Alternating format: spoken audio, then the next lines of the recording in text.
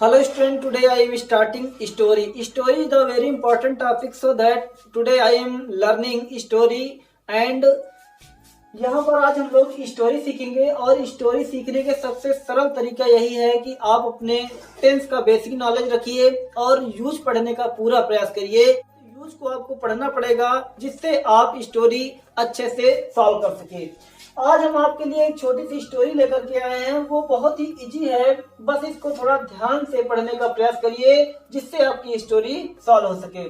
लिखा है, एक राजा की 3 रानियां थी। वे तीनों बड़ी कोमल थी। बड़ी रानी के पैर पर एक दिन एक फूल गिर पड़ा तो वह घायल हो गई। यह स्टोरी बहुत ही इजी है और ये बोर्ड एग्जाम में बहुत पूछी जाती है, इसलिए इसको ध्यान देकर के पढ़ना है जिससे हमें स्टोरी आ सके। पहला स्टोरी करने से पहले आप ये जान लीजिए कि पहले सेंटेंस को पढ़िए कि सेंटेंस किस टेंस में है, किस यूज में है, तभी आप स्टोरी सॉल्व कर सकते हैं। एक राजा की 3 रानियां थी। एक राजा की 3 रानियां थी। अब ये सेंटेंस हैज, हैव, हैड का यूज है क्योंकि इसमें पास आया। जैसे मैंने कहा मेरे 2 हाथ हैं, तो मेरे 2 हाथ का मतलब होता है मेरे पास 2 हाथ हैं। उसी तरह एक राजा की 3 रानियां थी, इसका मतलब ये हुआ कि एक राजा के पास 3 रानियां थी। तो ये हमारा सेंटेंस हैड का यूज है। देखिए कैसे बनाते हैं। ए माने एक, ए माने एक, ए माने एक, किंग माने होता है राजा। ए किंग माने एक राजा। हैड का मतलब होता है रखता था या पास थी। ए किंग माने एक राजा, हैड माने होता है पास थी। क्या थी? 3 रानियां थी। तो यहां लिखेंगे 3 क्वीन, 3 क्वींस। देखिए, ए किंग माने एक राजा, हैड माने होता है पास थी, 3 माने 3, क्वींस माने होता है रानियां। ये हमारा सेंटेंस कंप्लीट हुआ। वे तीनों बड़ी कोमल थी। कौन तीनों? वे तीनों, जो रानियों की बात की जा रही है। तो वे तीनों, तो यहाँ पर वे तीनों की मर्जी हो जाएगी। दे माने वे, दे ऑल का मतलब होता है वे सभी। यहाँ देखिए मैंने ऑल लगाया है। अब यहाँ 3 नहीं लिखना है। दे ऑल का मतलब होता है तीनों, चाहे 3 हो, चाहे 4 हो, चाहे 5 हो, हम सबके नाम तो लिख नहीं सकते हैं। तो जहां पर जिस सबके नाम नहीं लिखे जा सकते हैं वहां पर हम ऑल लिख देंगे तो हमारा सेंटेंस गलत नहीं होगा। तो दे ऑल माने होता है वे सभी या वे तीनों। वेयर माने होता है थी, वेयर माने थी, वेयर माने थी, क्या थी? बहुत कोमल। वेरी माने होता है बहुत और डिलिकेट माने होता है कोमल, वेरी डिलिकेट। तो हमारा सेंटेंस कंप्लीट हुआ। एक किंग माने एक राजा, हैड माने होता रखता था, 3 क्वींस माने होता 3 रानियां, दे ऑल माने होता वे सभी, वेयर माने होता थी। यहाँ पर हो जाएगा WERE। वेयर माने थी, वेरी डिलिकेट माने होता बहुत कोमल। देखिए लिखा है, बड़ी रानी के पैर पर एक दिन एक फूल गिर पड़ा तो वह घायल हो गई। ये थोड़ा लंबा सेंटेंस है, इसको ध्यान से पढ़िए क्योंकि आप इसमें सब्जेक्ट नहीं ढूंढ पाएंगे।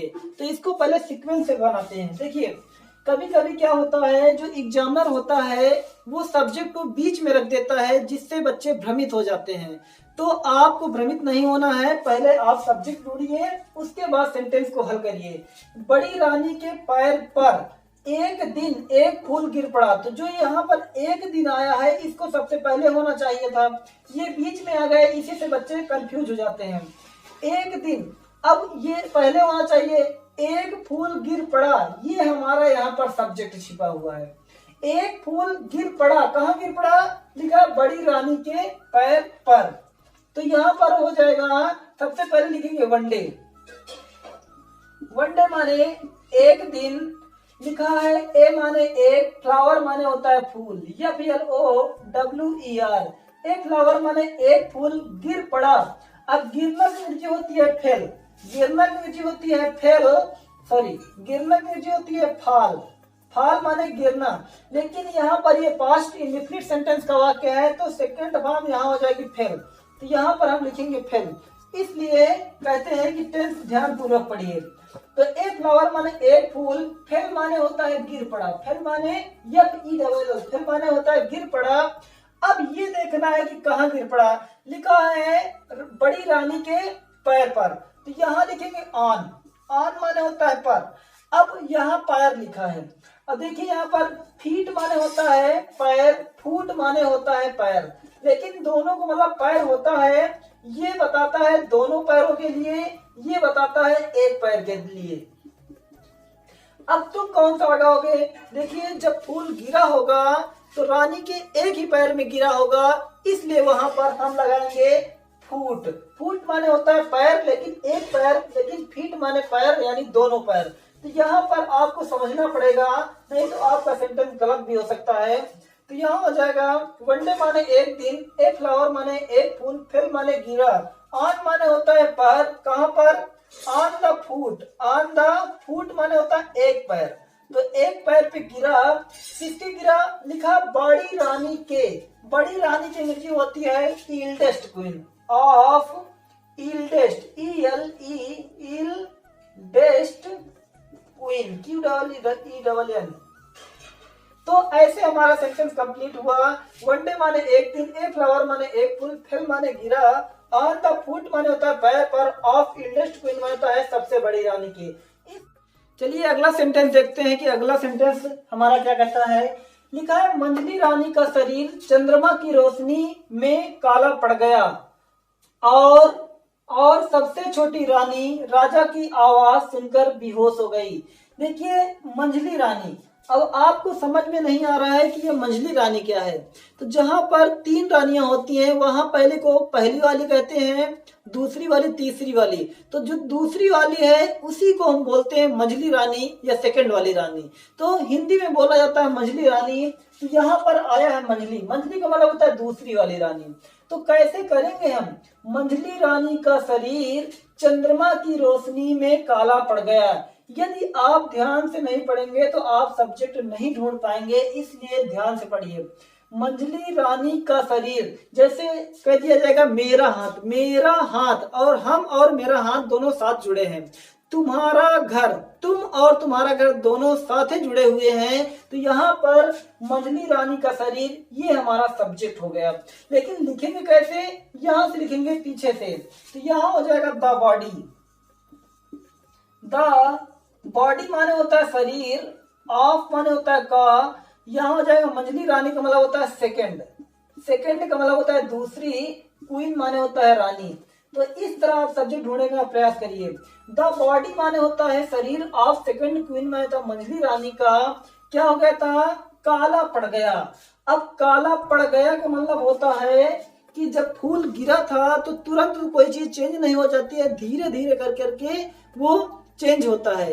तो यहाँ पर काला पड़ना की स्पेलिंग लिखेंगे टर्न। टर्न माने होता है बदलना। कोई भी चीज अगर आपके ऊपर गिरती है तो तुरंत काला नहीं पड़ता है, आधा घंटा बाद, 20 मिनट बाद, थोड़े समय के बाद वो काला पड़ता है। इसलिए यहाँ पर काला पड़ना की अंग्रेजी लिखेंगे टर्न। तो यहाँ लिखे जाएगा सेकंड क्वीन, यानी पड़ गया, तो पढ़ना नहीं लिखेंगे टर्न, TURNED। टर्न माने होता है बदल गया। किसमें? द ब्लैक माने होता है काले में, द BLACK, ब्लैक माने होता है काले में। देखिए ध्यान से फिर सुन लीजिए। द बॉडी माने होता है शरीर, ऑफ सेकंड क्वीन होता है मंझली रानी का, टर्न माने होता है बदल गया, द ब्लैक माने होता है काले में। किसके काले में? लिखा इन माने होता है में, इन माने होता है में, in the light, in the light, LIGHT, in the light of the moon, चंद्रमा की रोशनी में, चंद्रमा की रोशनी में। The body of second queen, मंझली रानी का शरीर, टर्न माने होता है बदल गया, द ब्लैक माने काले में, इन द लाइट माने होता है रोशनी में। किसकी रोशनी में? ऑफ द मून माने होता है चंद्रमा की रोशनी में। अगला क्या है? कहना छोटी रानी राजा की आवाज सुनकर बेहोश हो गई। तो एंड माने और, एंड माने और, सबसे छोटी रानी, सबसे छोटी रानी की अंग्रेजी होती है यंगेस्ट। देखिए यंगर माने होता है छोटा, यंगर माने होता है अधिक छोटा, यंगेस्ट माने होता है सबसे छोटा। तो यहाँ पर सबसे छोटा की अंग्रेजी हो जाएगी यंगेस्ट। तो यहाँ हो जाएगा youngest, YOUNGEST, youngest queen. Youngest queen माने होता है सबसे छोटी रानी, सबसे छोटी रानी, यंगेस्ट क्वीन बोला होता है सबसे छोटी रानी, राजा की आवाज सुनकर बेहोश हो गई। अब यहाँ पर हो गई, तो होना का सेंस होता है फेंटेड। फेंटेड माने होता है बेहोश होना, तो यहाँ पर हो जाएगा फेंट या फिर AINT। फेंट माने होता है बेहोश, या ईडी लगा दीजिए, सेकेंड फॉर्म बन गई। तो यंगेस्ट क्वीन में था सबसे छोटी रानी। फेंटेड माने होता है बेहोश हो गई। कैसे बेहोश हो गई? राजा की आवाज सुनकर। तो यहाँ पर कर आया हमारा पार्टिसिपल, तो यहाँ हो जाएगा हियरिंग, HEARING। हियरिंग माने होता है सुन करके। द साउंड माने होता है आवाज, SOUND। द साउंड माने आवाज, किसकी आवाज? राजा की। Of the king, of the king. इस तरह हमारा सेंटेंस कंटिन्यूएशन हमारा क्या कहता है? अगला सेंटेंस हमारा कहता है बताइए इन तीनों में सबसे अधिक कोमल कौन सी रानी थी? बताइए, यहाँ पर बताना की स्पेलिंग लिखेंगे टेल। टेल माने होता है बताना, यहाँ कॉमा लगा है तो आप भी कॉमा लगा दीजिए। टेल माने बताइए इन तीनों में सबसे अधिक कोमल कौन सी रानी थी। यहाँ कौन सी लिखा है, तो कौन सी का मतलब होता है कि जो तीन रानियां थी, इन तीनों में कौन सबसे कोमल थी, ये बताया जा रहा है। तो कौन की अंग्रेजी लिखना है, तो कौन की अंग्रेजी हु होता है। यहाँ पर क्वेश्चन आ गया है, क्वेश्चन मार्क चिन्ह आ गया है। तो यहाँ पर हु माने कौन, हु माने होता है कौन सी, हु माने कौन सी। तो यहाँ पर हु माने होता है कौन सी, वाज माने होता है थी। हु माने कौन, वाज माने थी। आपको लगता है कि हु के साथ वाज लगा दिया आपने, वेयर लगना चाहिए था। तो जब हु आता है तो इसमें तीनों रानी की जो बात की गई है उसमें से एक कौन सी सबसे सुंदर थी, इसलिए यहाँ पर सिंगुलर सब्जेक्ट सिंगुलर वर्ब का प्रयोग किया जा रहा है। तो टेल माने बताइए, हु माने कौन, वाज माने थी। लिखा है सबसे अधिक कोमल। सबसे अधिक कोमल होता है द मोस्ट। द मोस्ट माने होता है सबसे अधिक, द मोस्ट में होता सबसे अधिक।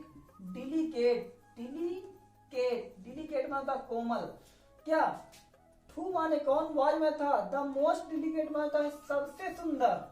क्वीन माने यहाँ पर हो जाएगा रानी। The most delicate queen, QEEN, queen माने रानी। लिखा है इन तीनों में। इन तीनों का मतलब होता है इन ऑल। इन ऑल का मतलब होता है इन माने में, इन माने में। अब तीनों का मतलब, अब किसी का नाम तो लिख नहीं सकते हैं, तो जहां पर किसी का नाम ना लिख सको वहां चाहे 3 लोग हों चाहे 4 लोग हों, ये मैंने ऑल लिख दिया। ऑल जो है चाहे 4 लोग हों चाहे 5 लोग हों चाहे 3 लोग हों, सबके लिए ये कवर करेगा। तो यहाँ हो जाएगा हु माने कौन, वाज माने था, द मोस्ट माने होता है सबसे अधिक, डिलिकेट माने कोमल, क्वीन माने होता है रानी, इन ऑल माने होता है इन सब में। तो यहाँ पर मैंने क्वीन लगा दिया क्योंकि क्वीन की बात हो रही है। अब इसमें रानी आई नहीं है, लिखा कौन सी रानी। तो यहाँ पर हो जाएगा who was the most delicate queen in all माने होता है इन सब में। तो इस तरह हमारी स्टोरी कंप्लीट हुई। यदि आपको ये स्टोरी पसंद आई है तो एक लाइक करके जाइए।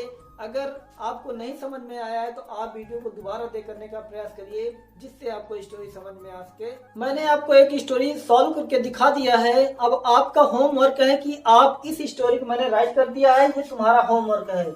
और इसको अपने घर में इसको पहले राइट करिए नोटबुक में, उसके बाद इसको करने का प्रयास करिए। बहुत ही इजी स्टोरी। देखिए, एक बार एक राजा था। एक बार एक राजा अपने महल में घूम रहा था, तो उसने देखा कि एक भिखारी हमारे महल में घूम रहा है। राजा उस भिखारी के पास गया तो भिखारी ने राजा से कहा, आप एक महान राजा हो, इसलिए मैं आपके महल में आया हूँ। यह स्टोरी टेंस पर आधारित है, इसलिए आप टेंस तैयार करिए। टेंस करने के बाद इस स्टोरी को सॉल्व करने का प्रयास करिए, जिससे आपकी प्रैक्टिस अच्छी हो सके। इसको राइट कर लीजिए।